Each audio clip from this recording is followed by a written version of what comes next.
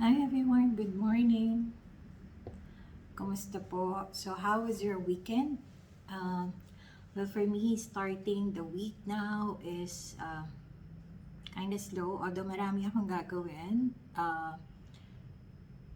But dito lang, I won't be going out. So yeah, I started late. At any rate, kain po. I just have here for breakfast scrambled egg with almond milk. So, minimix ko yung almond milk sa egg para at least fluffy siya. No. Kain po. And then, I have here some beans. Yun. And it's good. And of course, hindi po mawawala ang ating kape. So far right now, I have to bear with 3-in-1 kasi may stock pa ako. I have to finish it. And then eventually, I'll shift all to brewed coffee. Yun. And also, just for an update, ilang ano na ba?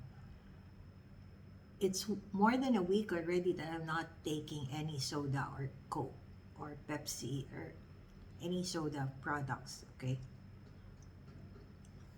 Yun. Kaya nga sabi nga, you just have to put your mind to it. You just have to put your will to it on something that you really wanted. Otherwise, it will not happen. Yun. I tried many times, like getting into a diet plan, a healthy living, and everything. Pero alam mo yun, it's half-baked. It's because if you're really not into it, if you're just going for a ride because some people are doing it, then sometimes that's yun yung reason why it will not happen. It's because of you're just riding with others and you really don't want to do it. Although you see the advantage, but then iba kasi kung talagang gusto mo. Yun. And I did it even before. This is not the first time that I'll be doing this kind of shift into not naman being healthy kasi hindi mo naman ma-perfect talaga na hindi ka kakain on some bawal. Like, eto, the 3-in-1, this is not good because especially for mga diabetic people and those who have history of diabetes. So, this is not good. Plus, for people who's, tanggap ko na naman, aging, di ba? That's why I'm gearing towards this. It's because I know I'm getting to the aging period and andyan na yung mga nararamdaman ko. Minsan masakit na yung mga kamay ko, mga joints and everything. So it's not like how it used to be when you were young. And I admit that I'm getting old, or I'm old already because few months from now I'm gonna be 50. Okay, so it became a wake up call for me. With all the nitty-gritty of the pains and everything, that hey, magising ka na, ang tipong gano'n, na you really have to look into your lifestyle, to your diet, yun. But of course, you cannot do that overnight. Okay? Hindi mo siya pwedeng gawin ng, what's this?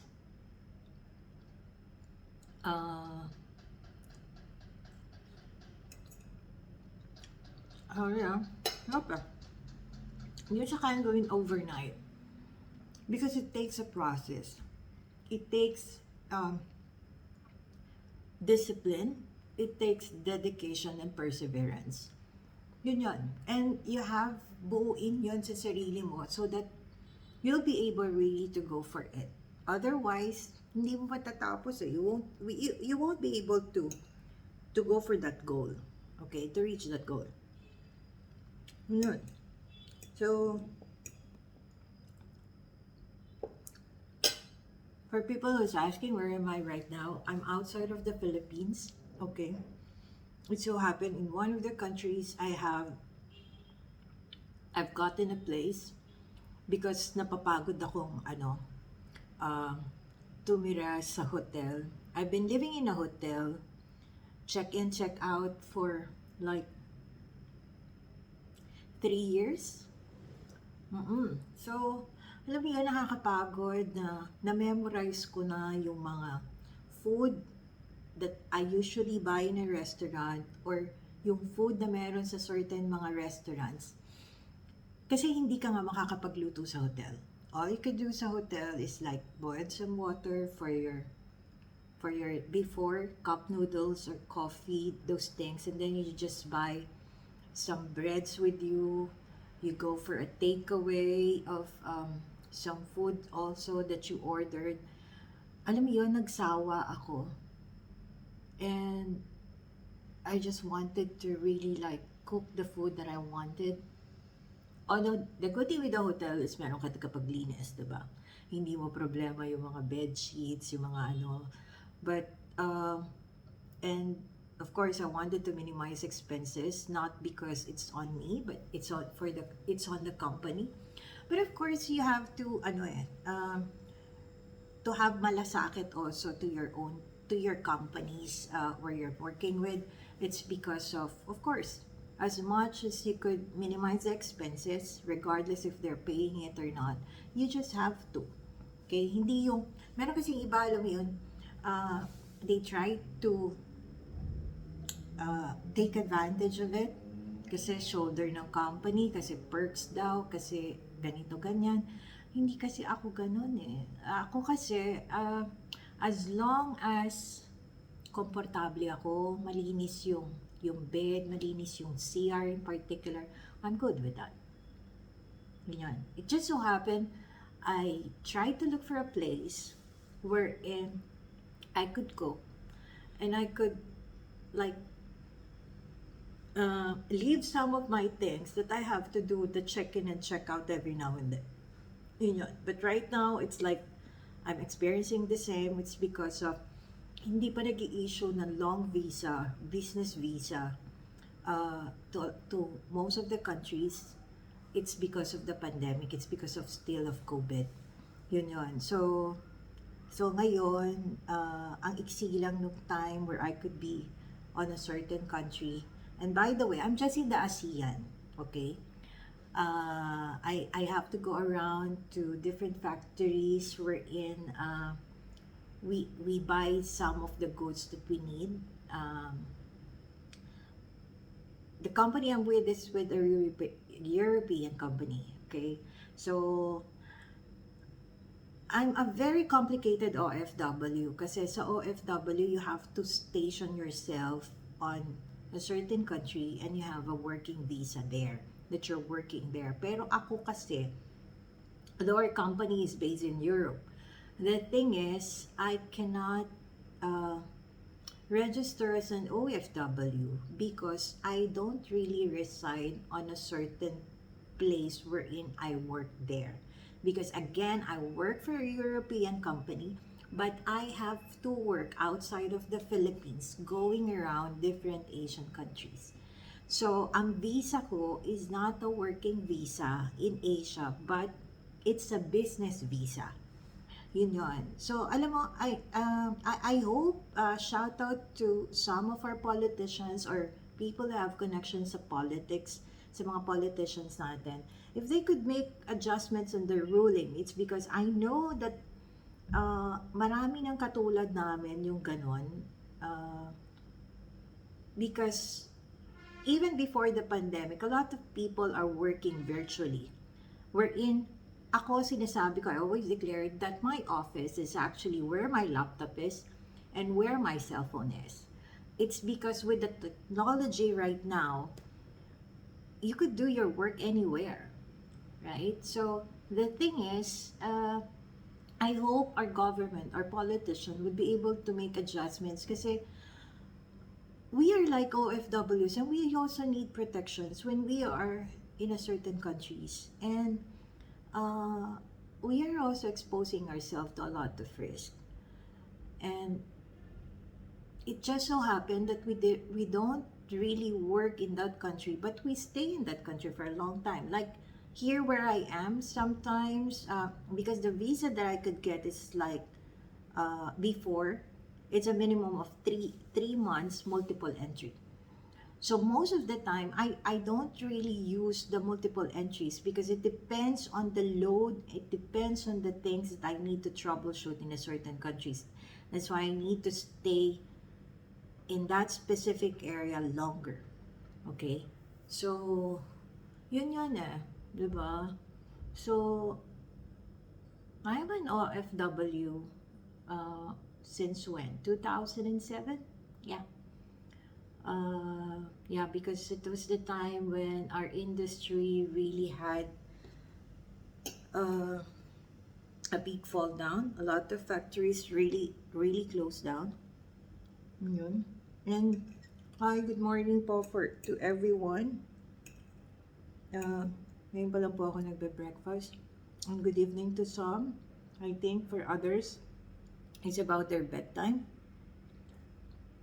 But for Asia, it's still morning. So, good morning, Asia. And good afternoon and good evening to the world. Okay. So, yeah, going back, I agree to yung diet ko. It's more of, I'm gearing towards a low carb to no carb. Okay? It's because we also have a history of diabetes, hypertensions, and a lot more kind of um, mga health conditions. So, I'm kind of feeling a little bit of the signs here and there. So, I just want to address the issue. Although I know it's a little bit late, but as I said on some of my posts, it's never too late as long as you start. Okay? Because it's only late when you cannot start anymore. And let's not lose the chance that we cannot start anymore na hindi na tayo pwede maging physically fit. It's because of we're not able anymore. Hindi na pa pwede. There is like restrictions already for doing it. But for me, as long as I could start now, and it's good that I'm outside of the Philippines and I'm not with my son. It's because it's easier, because I could do it more because I don't have anybody with me. So, mas madali ka makakapag-adjust, mas madali yung control of your eating habits. It's because ang iniisip mo lang sarili mo. So, it's also one thing that that is also important aside from your will, your determination, and your perseverance. It's also that you need to have really that companion that would really support you also. Okay? It's because ang hirap kasi nun eh, kasi ando doon na nga yung discipline, yung willpower. And then here goes may kasama ka na alam mo yun, who will be tempting you because he's eating the usual food that you're eating, but you're trying to shy away from it. So, alam mo yung temptation, ang taas, ang lakas-lakas. And it's hard, okay? So, that's why it takes really a lot of effort for the person who really wanted to go to the healthy way. And the one that inspired me actually to go into low carb to no carb and the fasting was one doctor. I've seen it in Facebook. I watch her. So it's more of it's like for me a wake up call na hey, I have to really start this. Anyway, I've already enjoyed a lot of my years eating the food that I wanted. It's because ang bisyo ko is mostly food only. Yun nga, man ako sa tatay ko eh. We really are fond of foods. We wanted to really have a taste of whatever. Pwede mo ako mapakain sa bangketa, pwede mo akong alam mo yun. Of course, I also have the feast of eating good food sa mga authentic restaurants and all those things. It's because I'm just blessed because I was exposed to an industry wherein talagang sky's the limit kami. And I had those days.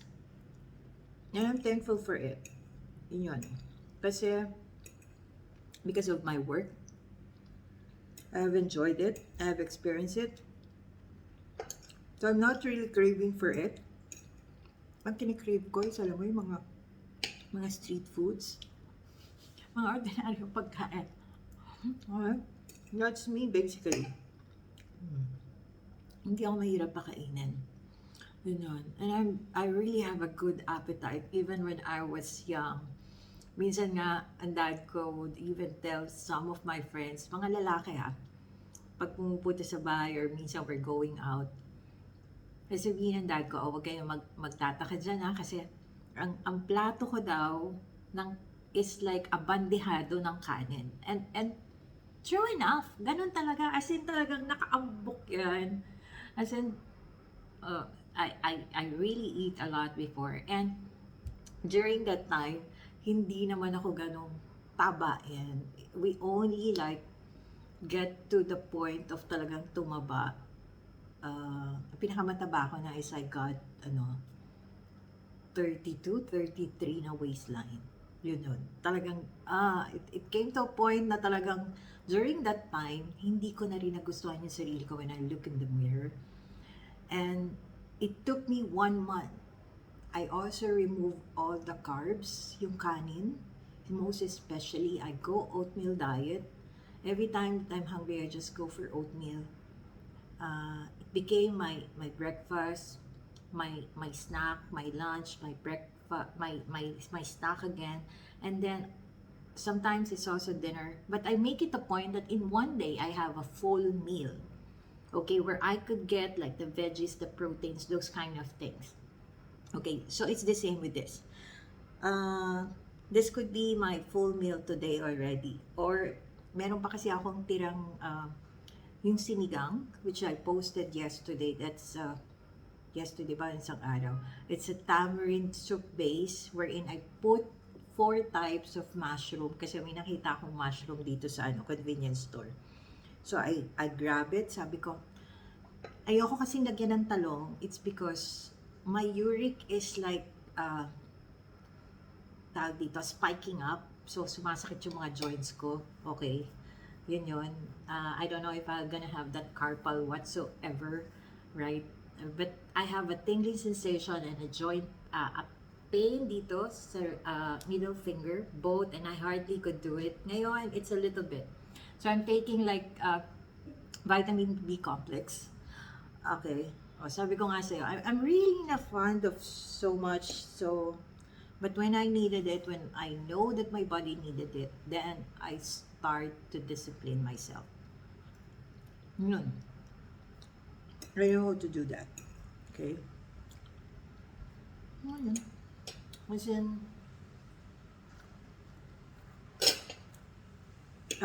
what's this?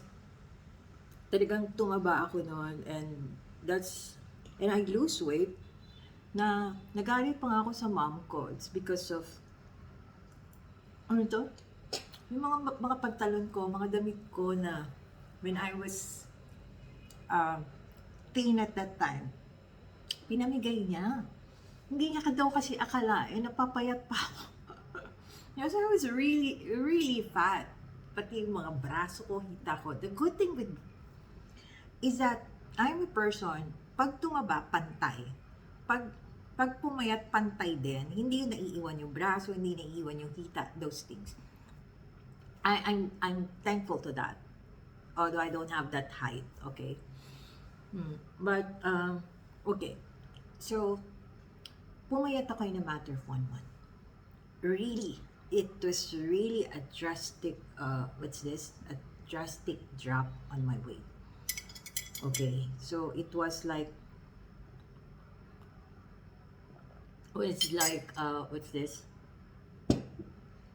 from 32 to 33 waistline, I go back to having the 23, 24 waistline. Yeah. So, talagang rampa to the max ako nun.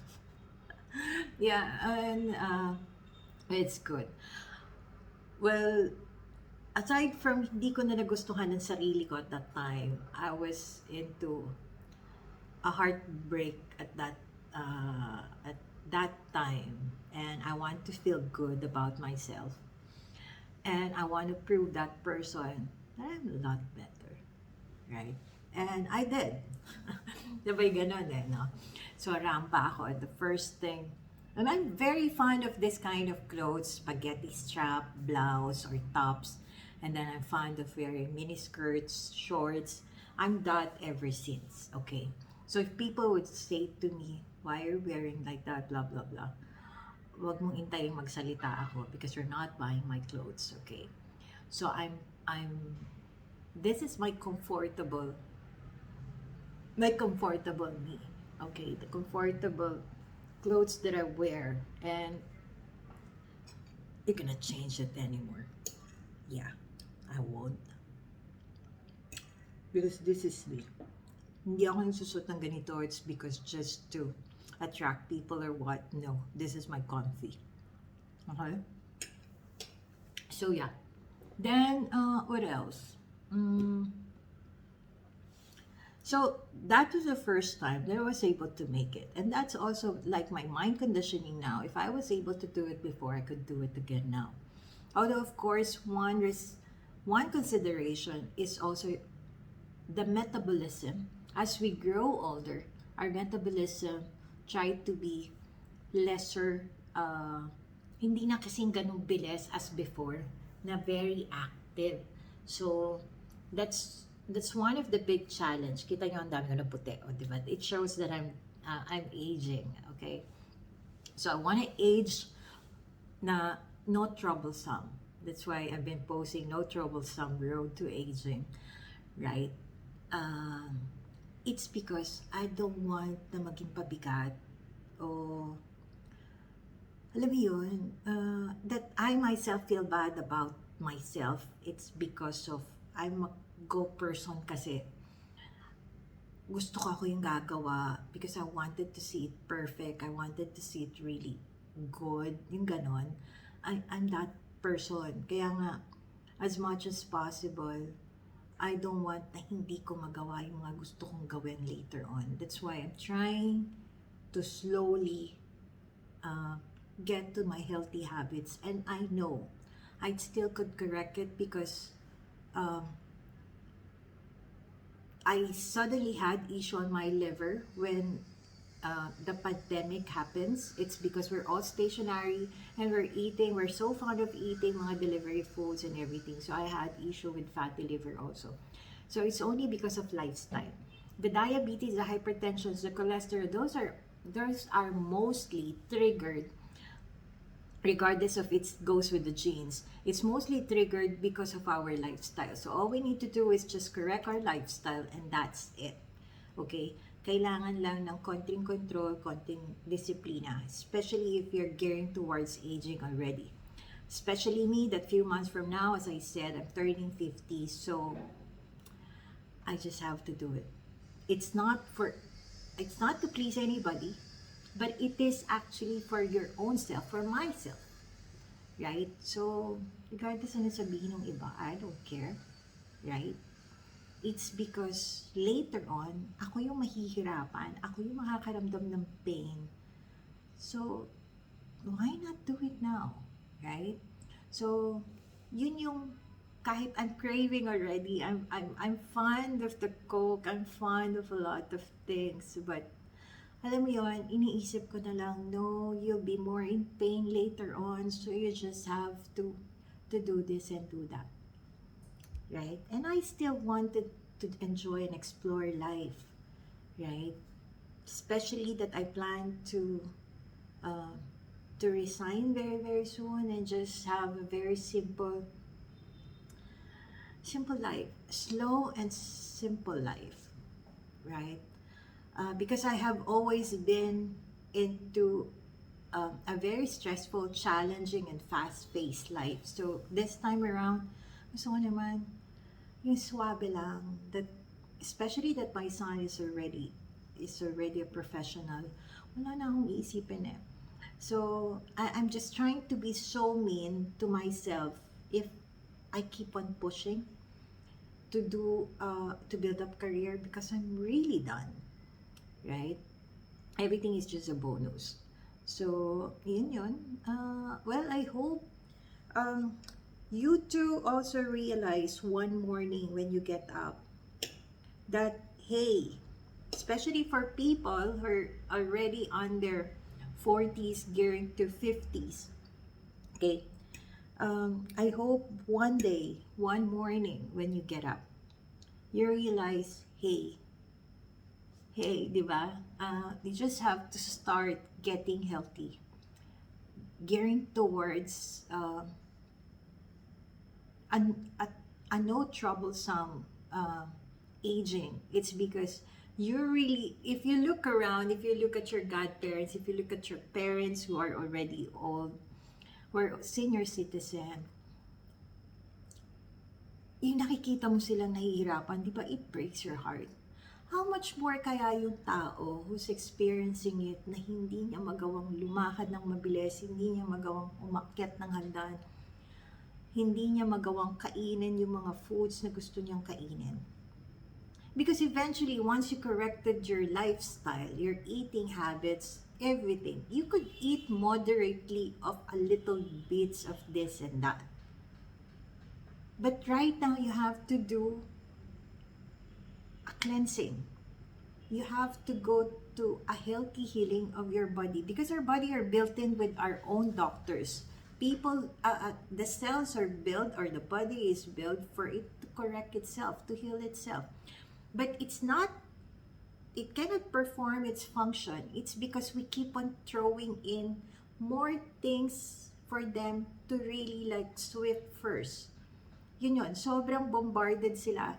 So we just have to lessen it. That's why fasting is also good.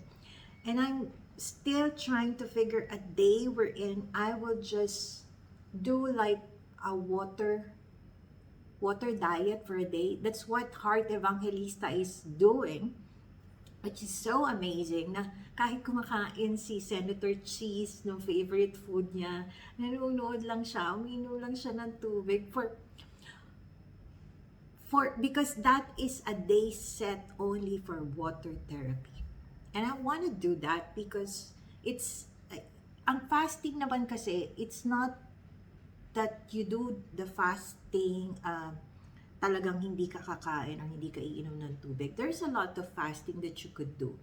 Some is just like yung mga intermittent na mahaba yung intervals before you eat again. Because you allow your body to use whatever stored fats or whatsoever inside your body, and for it to do the cleansing.